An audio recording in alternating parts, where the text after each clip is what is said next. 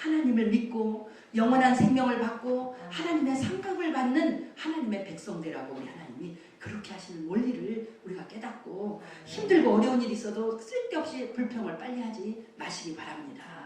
나를 사랑해. 그 사람들 다 그래요. 교회 올 때 보면은요, 다 심하게 병이 들어서 병원에서 못 고친다고 하면 교회로 옵니다. 또 우리 성도들 보면은요, 부자일 때는 안 와요. 어떻게 하다가 막 아들이 다 떨어먹든지 어쩌든지 하여튼 뭐가 다 없어져갖고 이제 큰일 났어. 이거 어떻게 사업이 부도가 나고 그러면은 하나님께 와요. 하나님 나 어떻게 하면 좋아요? 나 어떻게 하면 좋아요? 이러면서 새벽기도 하고 그것이 그래도 그것은 하나님의 축복인 것입니다. 아무것도 모르고 그냥 세상을 내 멋대로 사는 줄 알고 살다가 끝내는 그런 사람은 영원한 생명이 하나님의 복이 없잖아요.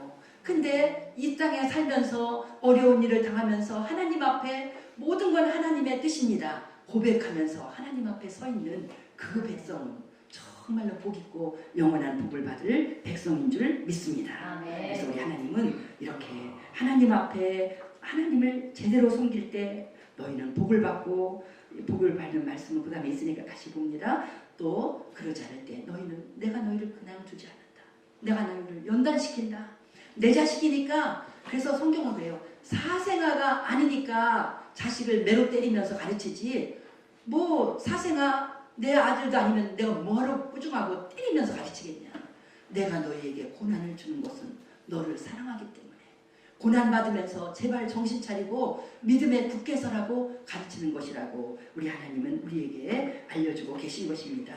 그래서 우리는 이제 하나님의 말씀을 듣습니다. 오늘 3장 말씀에서 하나님은 그러면 어떻게 사는 것이 복 있는 사람의 삶이고 어떻게 사는 것이 하나님을 제대로 섬기는 삶인가를 우리는 오늘 말씀에서 배웁니다. 말씀에서 배울 때 이 말씀이 가르쳐주는 거니 우리는 하나님으로 제대로 섬겨라. 그럼 우리는 제일 먼저 하나님만 생각하죠. 하나님을 제대로 섬기려면 내가 예배 시간에 반드시 앉아서 하나님을 잘 예배드리고 기도실을 그냥 하루에 그냥 몇 시간씩 기도하면서 하나님께 기도드리고 이런 거 우리가 생각하죠. 그러나 성경은 우리에게 정말 반전으로 가르치는 게 뭐냐면 네가 정말 나를 경외한다면 나를 사랑하는 그 모든 마음을 다해서 사람을 사랑해야 된다. 이웃사랑을 가르치는 거예요. 성경 전체의 주제가 사랑입니다. 그래서 우리가 학교에서 배울 때도 4대 성인이라고 하면서 예수님의 가르침을 사랑이라고 하잖아요. 심지어 예수님은요. 요한복음 13장 34절에서 새 계명을 너희에게 주노니 서로 사랑하라. 내가 너희를 사랑한 것 같이 너희도 서로 사랑하라. 이거밖에 안 주셨어요. 예수님이 딱 집은 거는 서로 사랑한다면 어떤 인간이라도 네가 품고 사랑할 수 있는 사람이라면 너는 하나님을 경외하는 걸 다 깨닫는 사람이다. 이게 되게 어렵잖아요. 되게 어려운 거잖아요. 그 사랑은 뿌리가 하나님을 경외하는 것이 있어야 사랑을 한다는 겁니다. 그 사람을 사랑하는 것을 우리가 5절에서 봅니다. 내가 심판하러 너희에게 임할 것이다. 이런 악한 짓을 하면 사람을 사랑하지 않으면 심판한다는 거예요. 먼저는 점치는 자 나왔는데 점치는 자는 영적인 문제니까 그것만 빼놓고 나머지는 전부 다 사람에 대한 관계입니다. 간음하는 자, 거짓 맹세하는 자, 품꾼의 삭세에 대하여 억울하게 하고 과부와 고아를 압제하고 나그네를 억울하게 하며 나를 경외하지 아니하는 자들에게 속히 증언하리라 그랬어요. 이 모든 걸 사랑을 가르치면서 이런 사람들은 이렇게 사람을 사랑하지 않는 사람은 기본이 뭐냐면 나를 경외하지 않기 때문에 하나님 진리를 깨달으면 이 말씀을 깨달아요.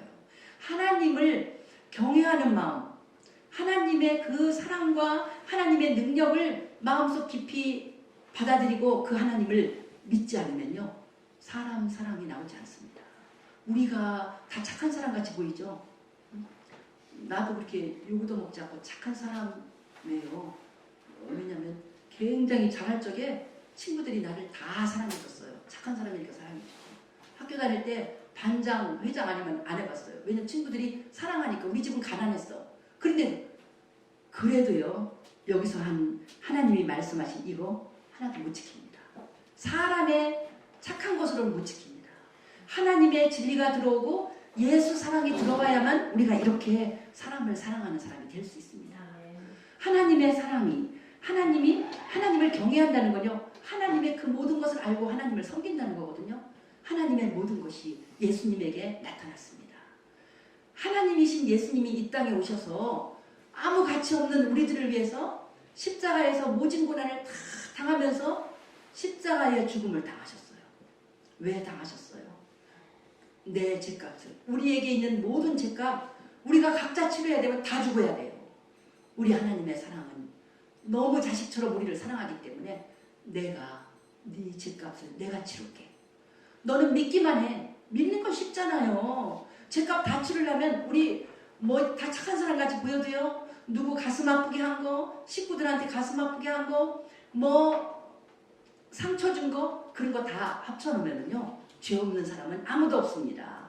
그런 우리들의 모든 죄를 우리 예수님이 내가 네 죄값 내가 치를게. 하나님은 의로우기 때문에 그냥은 안 돼. 너는 십자가에서 네 죄값을 다 치른 예수님을 믿어라. 믿는 믿음이 네 속에 있을 때 내가 너를 하얗게 씻겨주고 네 모든 죄는 씻겨서 흰옷 입은 천사와 같은 성도가 돼서 너를 하늘나라에 내가 맞아줄게. 이게 성경의 약속의 모든 거거든요. 그래서 그걸 우리가 영접할 때 우리는 예수님을 통해서 내가 너를 용서했지. 내가 너를 사랑했지. 내가 너를 목숨을 다해서 섬겼지. 예수님이 가르친 거 그거밖에 없어요. 그리고 네가 하나님의 진리한다고. 내가 이 땅에 있을 때 몇 시간을 밥을 못 먹고도 내가 성경을 가르쳤지. 하나님 말씀을 가르쳤지. 그런 모든 것을 하나님이 우리에게 베푸셨습니다. 그럼 우리는 하나님을 경외한다는 것은 이 예수님을 내가 영접하는 거예요. 그래서 예수님의 그 심정이 내 심정이 될 때 우리가 비로소 사람을 사랑하는 이 모든 걸 가늠을 할 수가 없지요. 간음이라는 것은 성적인 모든 성폭력이나 부도덕한 일이거든요. 요즘에 미투 운동이 벌어지니까 모든 억울한 사람들이 막 코치가 성폭행을 하거나 아니면은 대학 교수가 제자를 그렇게 하거나 아니면 권력 있는 사람이 자기 비서를 성폭행을 하거나 다 나잖아요.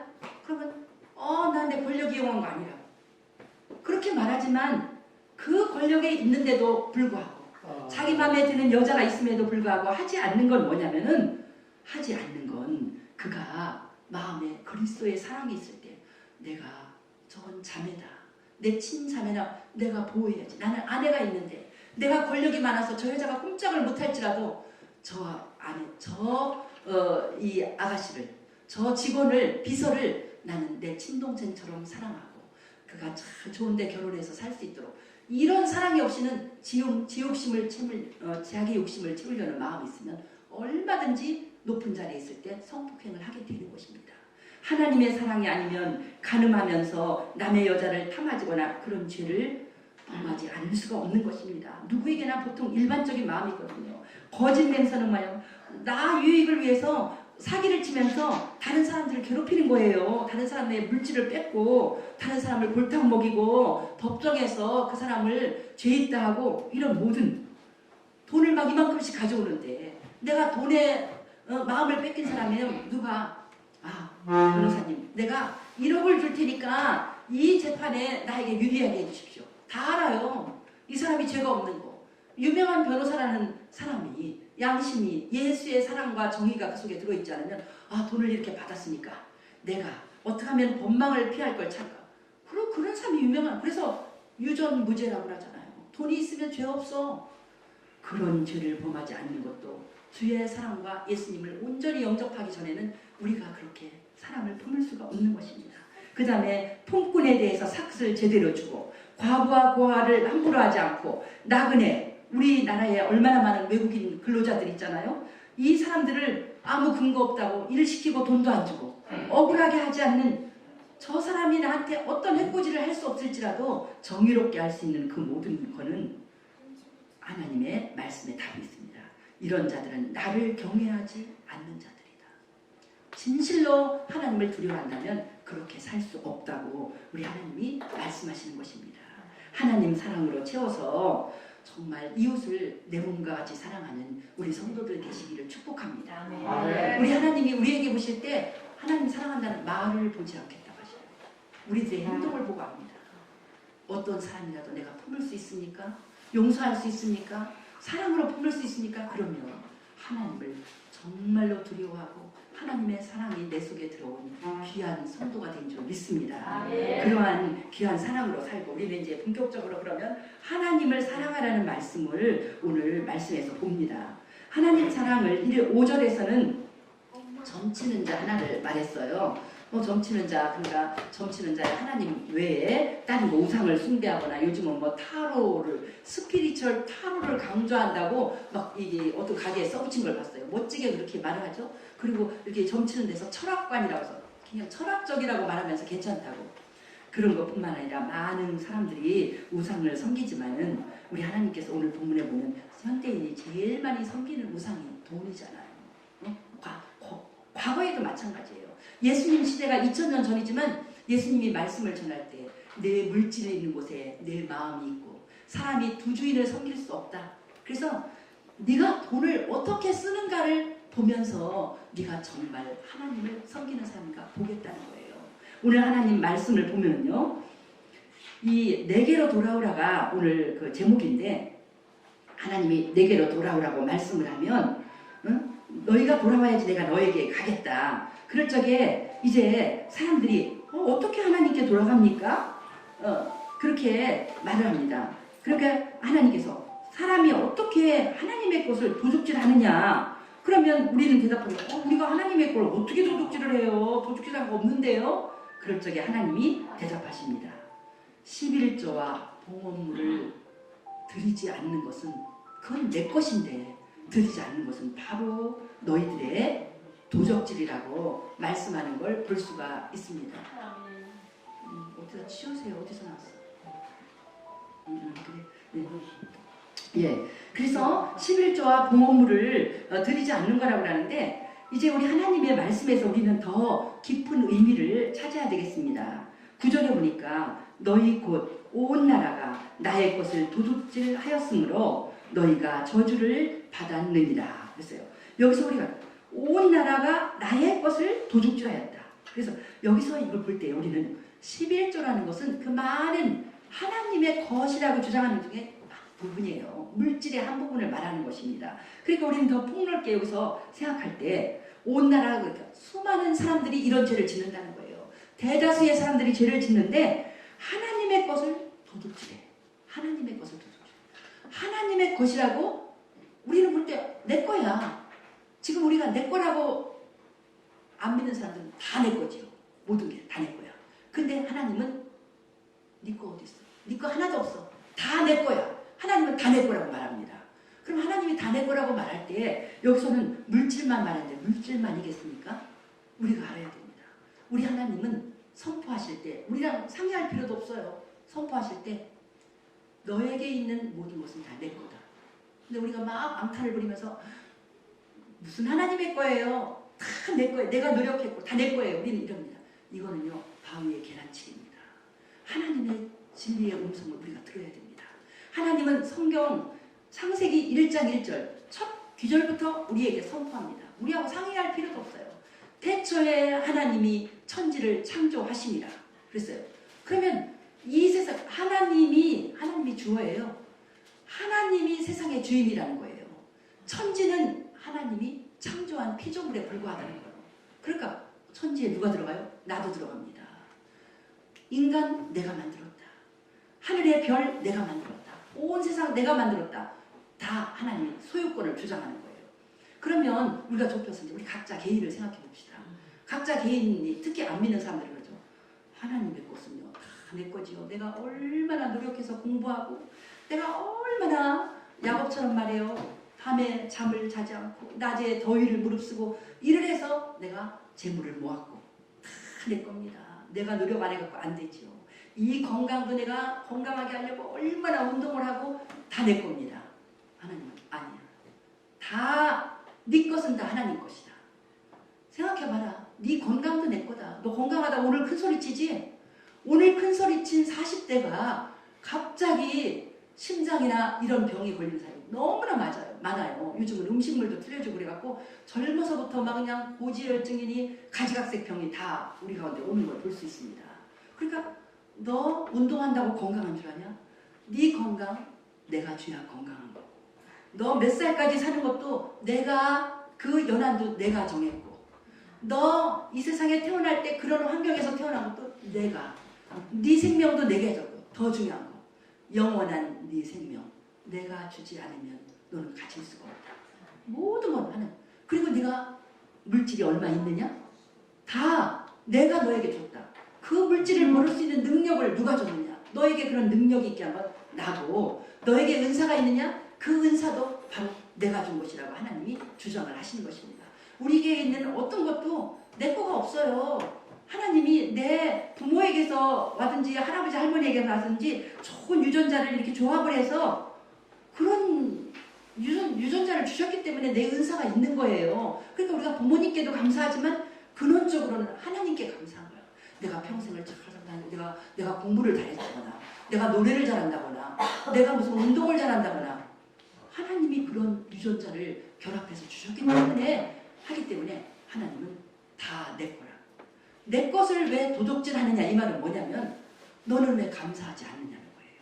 모든 걸, 너의 훌륭한 모든 것을 내가 다 줬는데 너는 평생을 내가 잘났다고 큰소리치고 하나님께 왜 감사하지 않느냐. 그래서 사랑하는 여러분이 일주일에 한 번 교회 올 때는요, 꼭 1,000원이라도 우리 하나님 앞에 될 수 있으면 감사를 글로 썼으면 좋겠습니다. 하나님, 이번 주일에는 그렇게 감사한 게 없어요. 일주일이 지났는데 이번 주에는요, 손자를 만나서 감사합니다. 이번 주에는요, 건강을, 하나님이 이런 어려운 일인데 건강을 지켜주셔서 감사합니다. 이번 주에는 예수님의 은혜가 너무 감사합니다. 뭐래도 우리 하나님 앞에 말로 해야죠. 말 안 하고 가만히 있으면 하나님도 싫어해요. 하나님이 찬송받기 위해서 우리를 만들었다는데 찬송이 말로 표현하는 거잖아요.